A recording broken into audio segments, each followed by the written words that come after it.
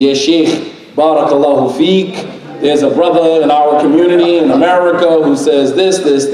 What do you say about him? The Sheikh said, هو جاهل, هو أجهل من حمار أهلي, هو كذا وكذا وكذا. And that person records that comment, comes back to America, translates it in English, and then specifically targets this imam or that imam.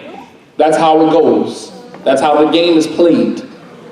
Been played like that since Abu Usamah was the imam. And I took my shahada in 1998. When I stepped foot into Masjid Ahlus Sunnah, because I'm from East Orange. So that was the place that I was going to go to. Not necessarily because of Abu Usamah, but because that's just where I'm from, and that was the place to be at that time.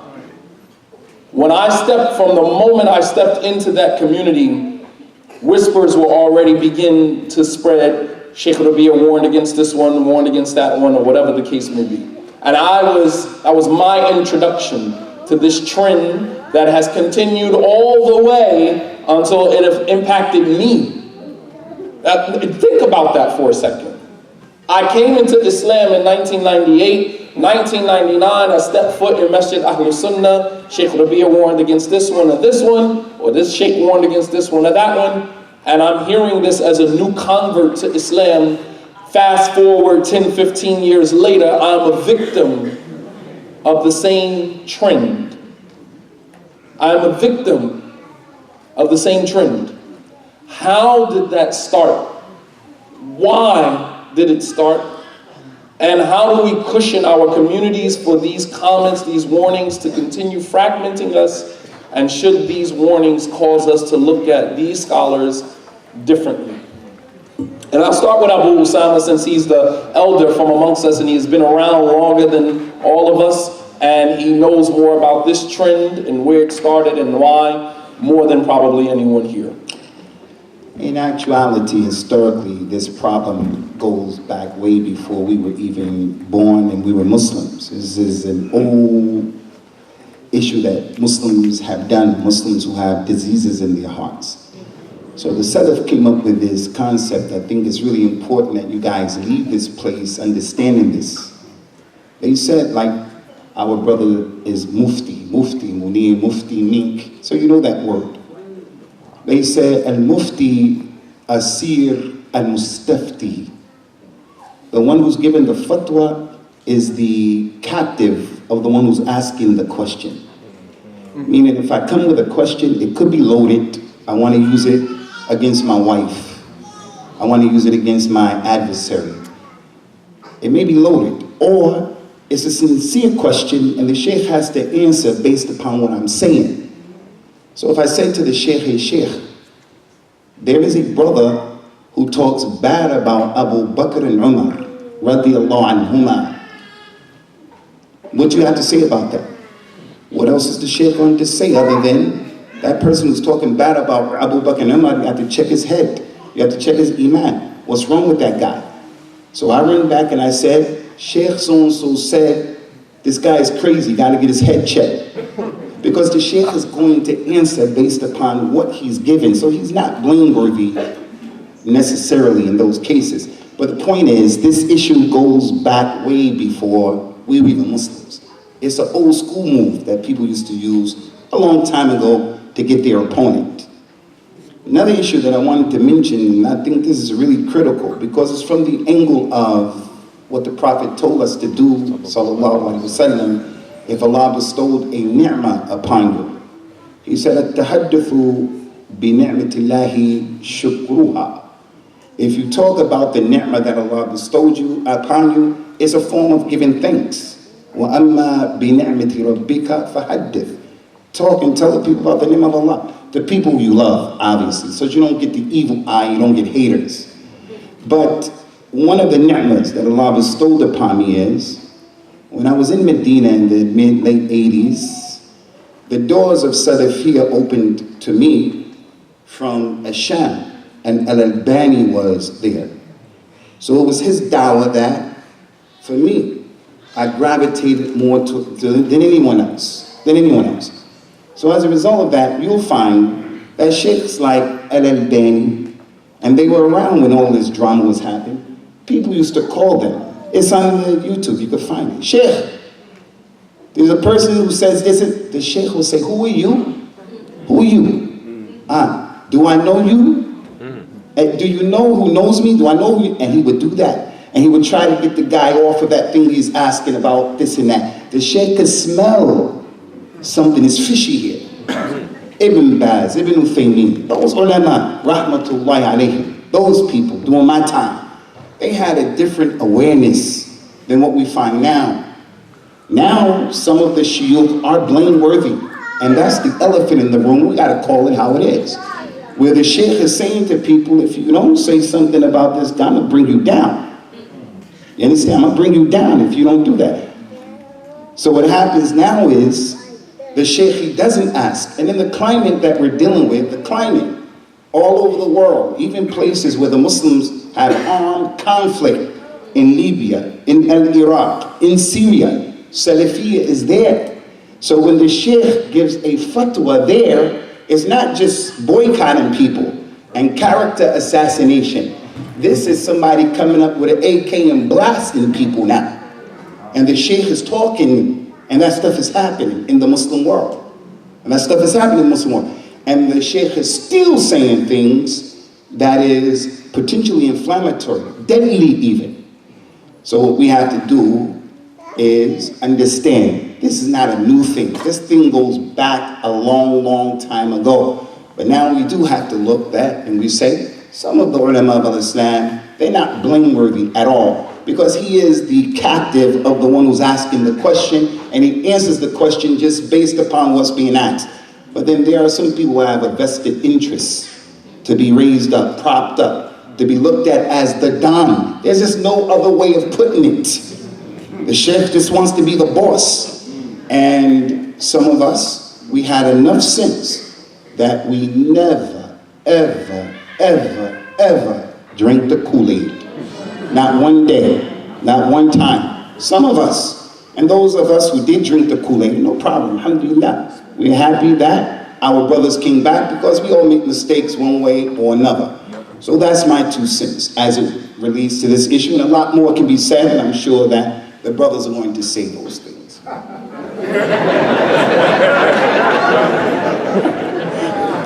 Mufti's wheels are spinning, so I'm hoping we get a very detailed answer. Brother Ali. Imam Ali. So the question is, how did this trend start? And obviously each speaker will speak from his own perspective in terms of how he was introduced to this particular trend. Why was it necessary? And how do we cushion our communities moving forward from these types of warnings and statements that are being translated and pushed back out into our communities? How do we cushion the community from being further fragmented? And should this cause the Muslims to look at some of these scholars in a different light? It's a heavy question. It's heavy. First, it's in terms of the history, I don't know, I can't say, I don't go that far back to say, okay, where the history started. However, what I believe, and Allah knows best, is that the issue starts with a lack of knowledge. A lack of knowledge of the one that's asking the question. And so I remember one day we were with one of the mashayikh in Mecca, and he said to me, if you just wanted to be a translator, then you shouldn't have came here to study at Qura. You should have went to Egypt, and this is no disrespect to brothers that go there, but he meant Egypt in terms because they have Arabic centers. Just go there and study Arabic and go back to your country and be a translator. He said, if you want to study knowledge, then you need to sit here and do your own research. So one of the issues that I find is that when you ask a scholar a question, the scholar is going to look at the questioner. Who is he? For example, if a brother is considered a student of knowledge, you're not going to ask a scholar, what's the position on a brother who says this?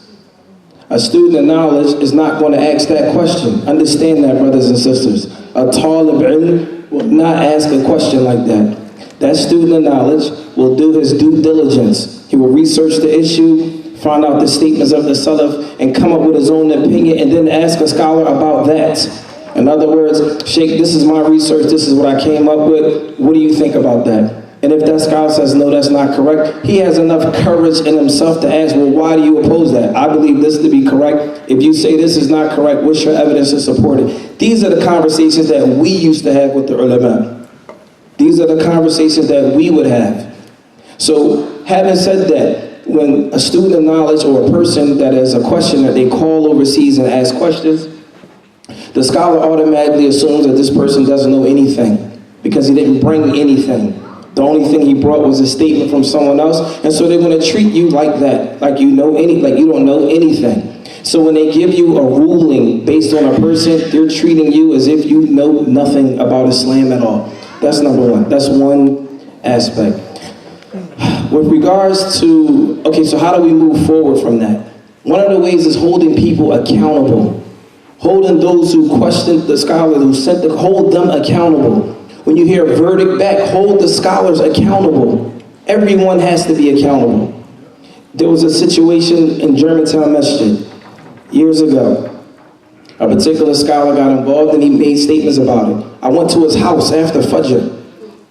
I swear by Allah, I went to his house after Fajr and waited for him to come out. Sheikh, why did you say X, Y, Z? It wasn't in a disrespectful way, but we need to know these are our communities. This is where we come from. Why did you say X, Y, Z? He gave his reason. I may disagree with him, but at the end of the day, I had the courage to ask him. I wasn't afraid to ask the questions that need to be asked. The thing is this, when they see that you have that ability to ask them questions, to hold them accountable, they're going to look at you totally different. And they're going to respond differently. And they're going to respond, absolutely. They're going to respond totally differently based on the questioner and what you're asking. The next issue, should we look at them in general in a bad light? I'm going to say no. Why? Because at the end of the day, Allah subhanahu wa ta'ala raised the level of the ulama. They're still scholars of Islam, but they are human beings. And human beings are prone to error. Every human. Will they say some things that you disagree with that may be incorrect? Absolutely. Because if they didn't, that would take away from them being human beings. But Ali, let me interject here because even though you say that, just playing the devil's advocate, one would say, well, who are you to say that this sheikh made a mistake? So that's usually how people are bullied. When you say, I don't necessarily accept what that sheikh is saying, and then the response to that is, well, do you know more than the sheikh? Or the sheikh knows him better than you. That is usually the response. So how do you respond? How does anyone in this crowd, when they are confronted with this, how do they respond to that? So firstly, in that situation that you mentioned, if a person says to you, well, you know, do you know more than the sheikh? I only can say what I say based on what the sheikh said and the evidence that he presented. If you remember what I mentioned earlier, our religion has rules and regulations.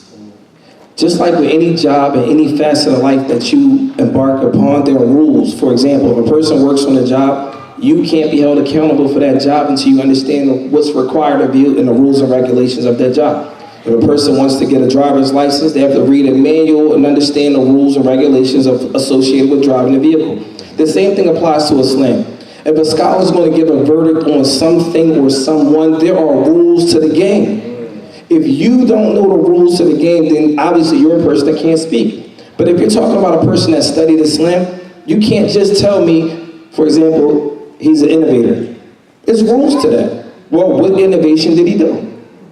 He did well, who said that was innovation? Show me, because all of this stuff is documented information. Absolutely. Brothers and sisters in Islam, our religion is perfect. There's no crookedness in our deen. If a scholar says a man's an innovator, then you should be able to find out what the innovation is. It's simple as that. If you say that he's an innovator because he prayed with his hands to the side, we need some documented evidence to support it. This is the problem with our community. We're afraid to ask questions. So when you ask questions, once people get to the point where they're not afraid, and you can honestly say, you know what? This doesn't make sense to me. Sheikh, explain it to me. I don't want to be a mule and just follow. I want to understand. At the end of the day, I want to have whatever you have. So if you're going to tell me this brother's an innovator, I need to know why. What is the innovation? And the thing is, if you're given an answer, which 9 times out of 10 you won't, and this is calling out the people that we deal with in our communities, if they give you an answer to say, this is his innovation. So what you should be able to do is look that thing up and figure out what innovation is it. Innovation has types. You have innovation that will take you outside the folds of Islam, and you have innovation that a person will just be considered a sinful Muslim. So you ask, well, if he's an innovator, which type of innovation is it? Is it the type that we're removing from Islam, or he's just a sinner? If he's a sinner, what type of sin did he commit? When people get to the point, the average person, the average Muslim, when you get to the point where you can ask those questions, that's when the problems will stop. When you start holding everyone accountable, that's when the problems will stop, and Allah knows best. That's very, very profound. Because usually what happens is that people on your Facebook page, someone will say, what they'll do is they'll take the link from a Facebook refutation and then they'll post it on your page and say, well, he's been warned against. And then usually what people will do is look at that link and say, okay, he's been warned against. And that's it. You never even clicked on the link. You never even listened to what the person said. You never looked for the dalil. You never did any of that. They posted the link on your Facebook page, he's been warned against. Okay, khalas, he's been warned against. And then what you do is, you share that link with somebody else. You never even listen to it. Allahu Akbar. You never even listen to it. And then you post the link to somebody else's page. Here, this is what the sheikh said about him, he's been warned against. And you never even listen to it. And then the person never listens to it. And then this is how it spreads in the community. And then you have one brave soul who actually clicks on the link, listens to it, and said, this is bogus. This is bull crap. And then this is where the tafarruq comes in. Because now it's like, okay, you're going against the sheikh. The sheikh provided you with the dalil. You're saying, what dalil? It was a 1 minute and 40-second clip of the sheikh saying this person is an innovator, is a deviant, stay away from him. She never quoted any dalil from the Quran or the Sunnah, never mentioned the actual innovation, nothing. And for some of us, that's enough. We don't need to hear anymore. And this has fragmented and divided our communities on levels that is beyond what is imaginable. And we wonder why people, Muslims from other communities, other ethnic communities, backgrounds, don't even return the salams when we give them to them. They don't even take us serious. We are the only group of Muslims in America that has allowed this foolishness, this ignorance to divide us and separate us all the way down to husband and wife. No other community in America or any other place has allowed this dynamic to penetrate all the way down to the marriages. Brothers and sisters have divorced because she wants to listen to this imam, and he says, the next time I hear you listening to him, I'm going to divorce you. I mentioned this last night. Wallah al-azim, I had a sister tell me last night the same thing was done to me. I was divorced for listening to you.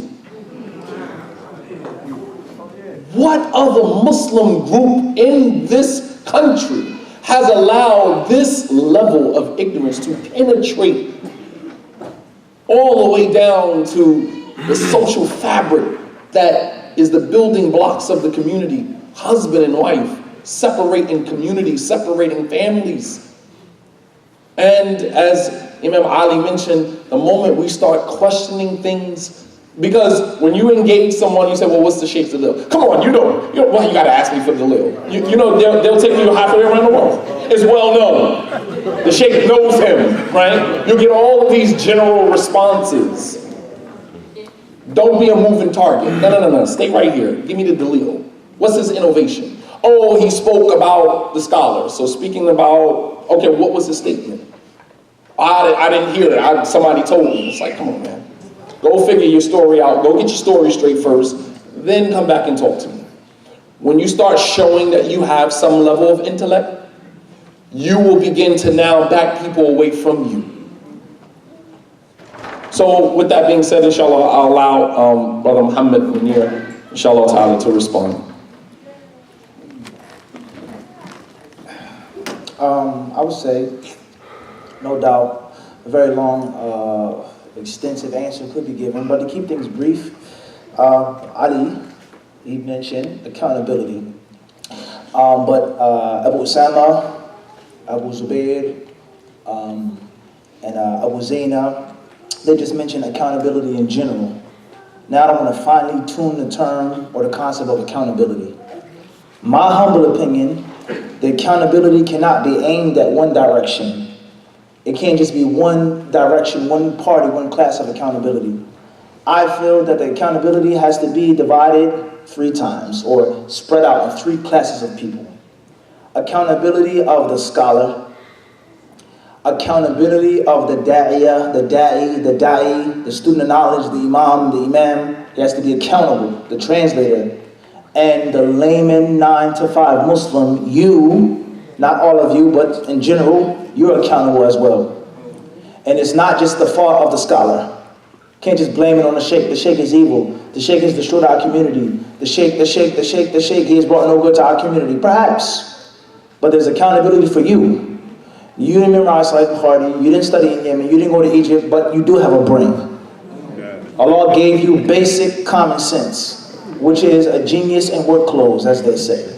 A genius in work clothes is common sense, good, solid common sense. And the student of knowledge and the translator also has accountability. Some people say it's the sheikh's words.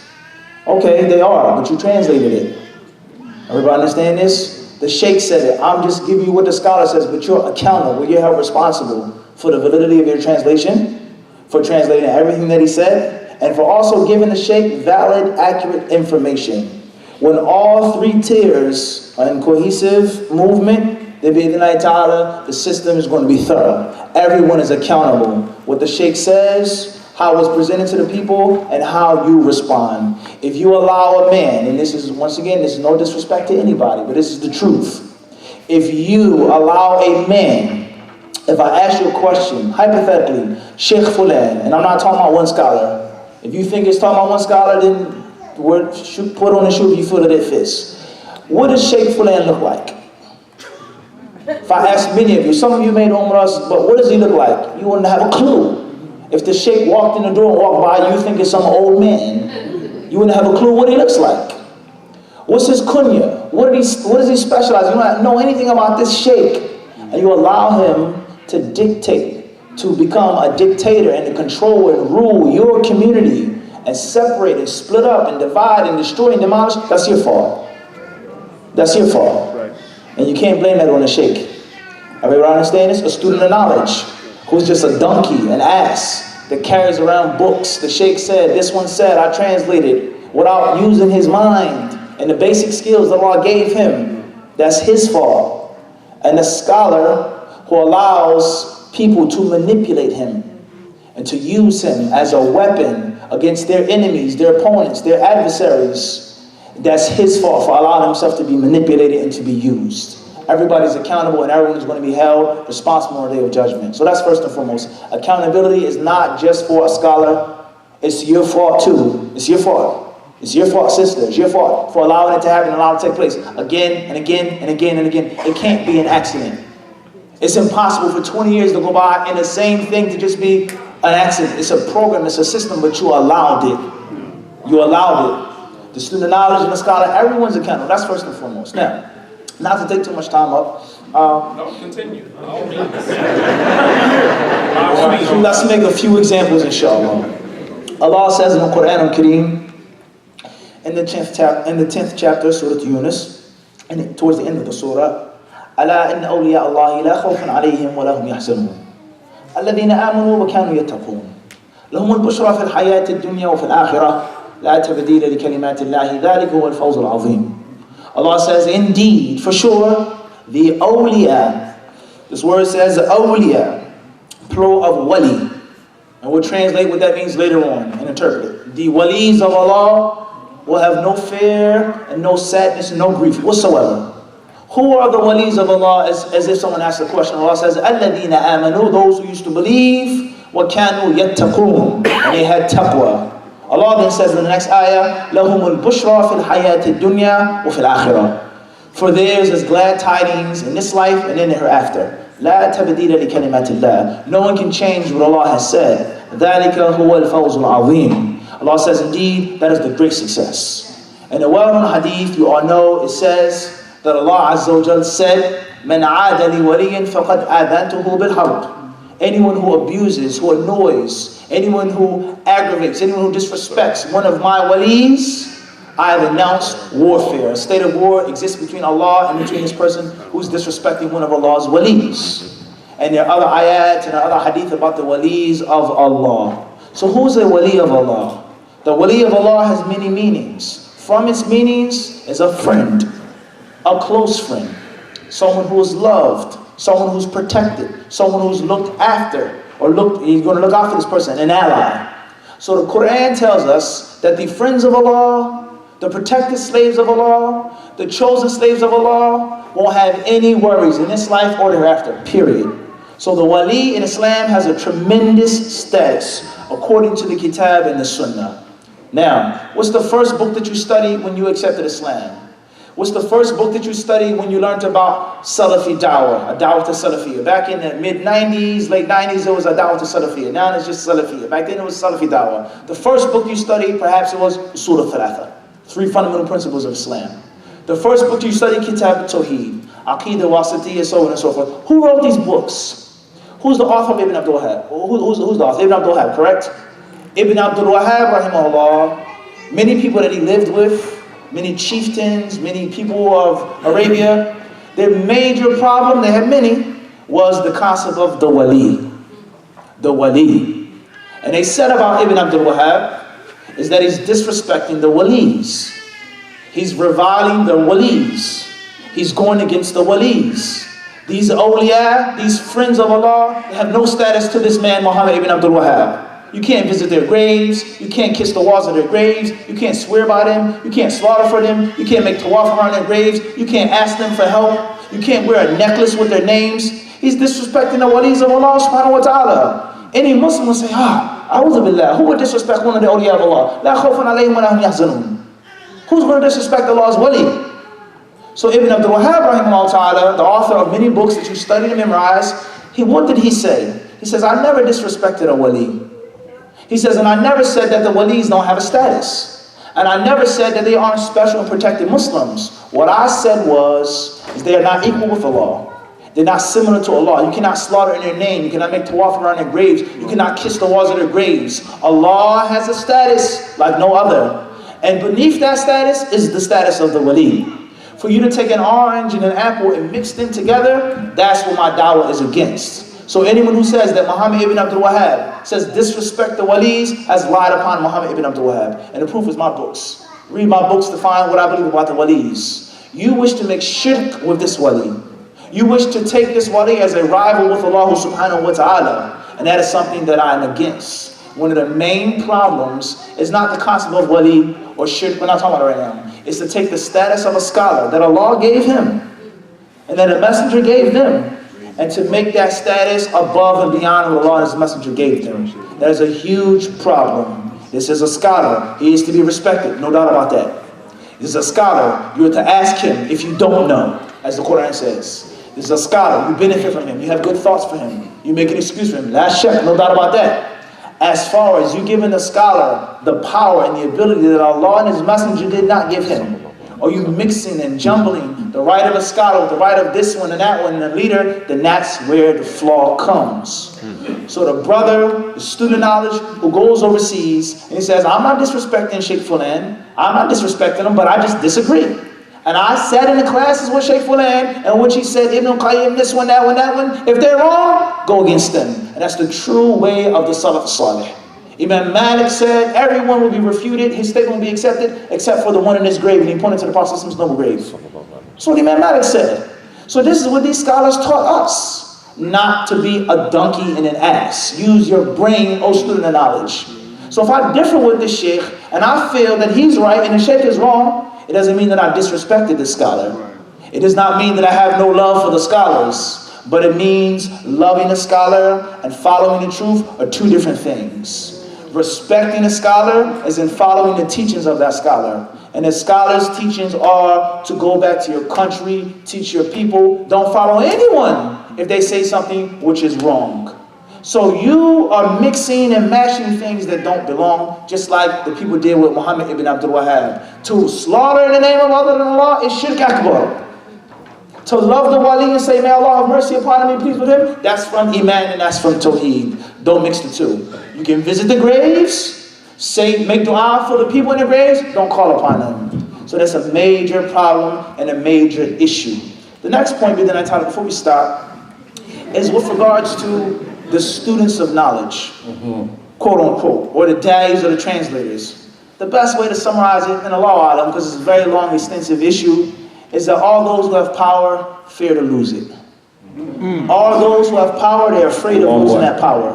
SubhanAllah. Now, like you said, Abu Usamah, Abu Zainab, rock star, right? Superstar. I'm a student of knowledge. Regardless of what I studied or what I didn't study, that I graduated or not, but I'm declared a student of knowledge. I can marry any sister that I want to. I can have literally a revolving door of 4 wives, literally at my leisure. This sister, that sister, this sister. I want a younger one, an older one, a light skin one, a dark skin one, a thin one, a thick one, anyone. This is reality. This is not a joke. This is real. Real talk. This is real. Real talk. Money, I want to go make umrah. My umrah ticket is paid for. I want a house, I want a car, I want this, I want that, food, fruit, tea, whatever you want. Tafaddal. Now, before I accepted Islam, not everybody, but many of us, we were nothing. Basically, a nobody. I come to Islam, I go overseas, I graduate from a school, I'm a superstar, I'm a celebrity. Wherever I go, people know me. They invite me to come and eat lamb, marry my daughter, be the imam of our community. This is reality. This is reality. Literally. So this person, if he does have a pure heart, if Allah hasn't purified him, do you think he's going to relinquish this power to somebody that's younger than him, smarter than him, more talented than him, an actual real student of knowledge, that's up at night reading and studying books, as Ali Davis says, principles, rules, usul al-fiqh, he says judicial law, not sharia. Me, I barely graduated. I barely studied. I barely speak Arabic. It's just like sports. They're the greats of the 60s, the 70s, the 80s, the 90s. It's nothing like the athleticism of 2017. It's nothing like this player who can play the power forwards, the small forward, the shooting guard, he can play every position on the court. The athleticism is nothing how it was back then. The 50-yard field goal was an accomplishment. Now people kicking 60, 65-yard field goals easily. The athleticism has evolved. So it's a different breed of student of knowledge. Now people are getting PhDs. People are getting master's degrees. People are studying and benefiting. So what you did back in the day, perhaps it was good, it was sufficient. You did what you could. And the only knowledge back in the day was get on the phone and call a sheikh. Alhamdulillah. But it's a new day. A new sheriff is in town. Don't be the hero too long that you see yourself to become the villain. No doubt. Learn when to bow out and pass the torch on to someone else. The point is, absolutely, is that if these people if they're not purified by Allah, they don't want to relinquish their power. So Abu Usamah is a better speaker than me. He actually graduated. I just lived in Kuwait and I was an English teacher. He actually graduated. He has a degree. He can translate. He can